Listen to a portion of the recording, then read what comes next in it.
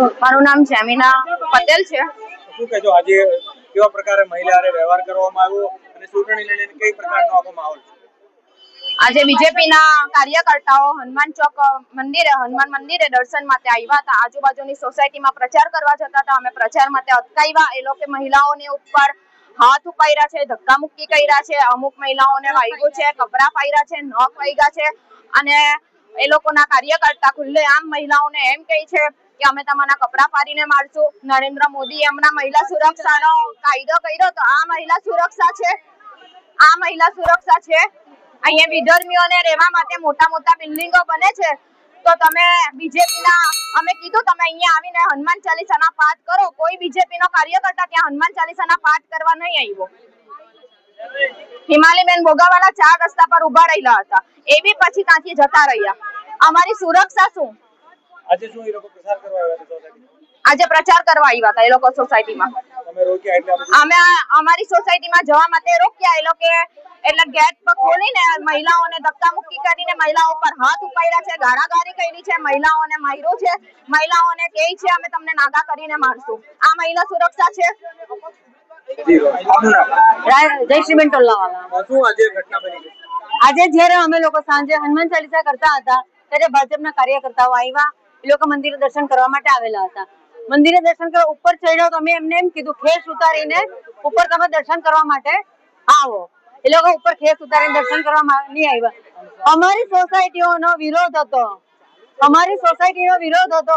તમારે કોઈ પણ ભાજપ કાર્યકર્તાને અમારા અહીંયા ઘૂસવા દેવાના નથી। અહીંયા અસાંધરો લાગુ છે તે છતાં પણ એ લોકો વિધર્મીઓ સાથે જ છે। અમારા મંદિરની એક્ઝેક્ટ બાજુમાં રાજહંસ યુનિકોર્ન 21માં આટલા બધા ટાવર બની ગયા છે। ત્યાં લગીને અમે કીધું કે ચાલો અમારી સાથે ત્યાં હનુમાન ચાલીસા કરવા। હિમાલીબેન ભોગાવાલા અંદર જરાક આવ્યા હનુમાન ચાલીસા કરવા। એ લોકોના બધા હર્ષ મહેતાને પણ બોલાવ્યા પણ એ લોકોના કોઈ જ કાર્યકર્તા એ ગલીમાં આવ્યા પણ નહીં ને બધા આગળ જતા રહ્યા। મારું નામ પૂર્વી માનસાતા છે।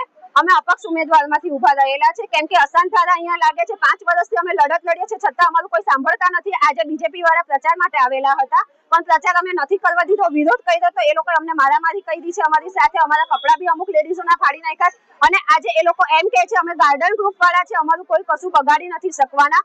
અમે પોલીસને બોલાવ્યા છે।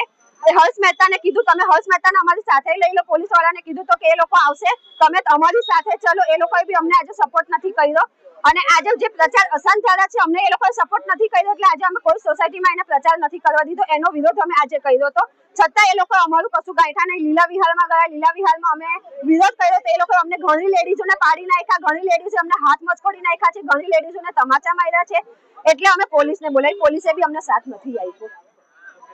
હર્ષ મહેતા એમ કહે છે અમે ગાર્ડન ગ્રુપ વાળા છે, અમારું કોઈ કઈ ઉખાડી શકવાના નથી। અમે બધી લેડીઝોને કપડા કાઢીને મારીશું।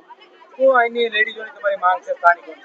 અમારી સ્થાનિકોની માંગ એક જ છે, વિધર્મીઓને તમે સાથ નહીં આપો। એ લોકો વિધર્મીને સાથ આપે છે। રાજહંસ યુનિકોર્નમાં અમે જ્યારે ગુજરાતીઓ આપણે ભાજપ વાળા માંગવા જઈએ છીએ ફ્લેટ અમને ચોખ્ખી ના પાડે છે તમારા માટે નથી, આ વિધર્મીઓ માટે છે। તો શું સમજવું કે મહિલા સુરક્ષા મહિલાનું અહીંયા મહિલાઓનું થતું જ નથી। હર્ષ મહેતા કહે છે કે મારું કોઈ જ કઈ ઉખાડી શકે, મારી સાથે બધા જ છે, તમારે શું કરવાનું?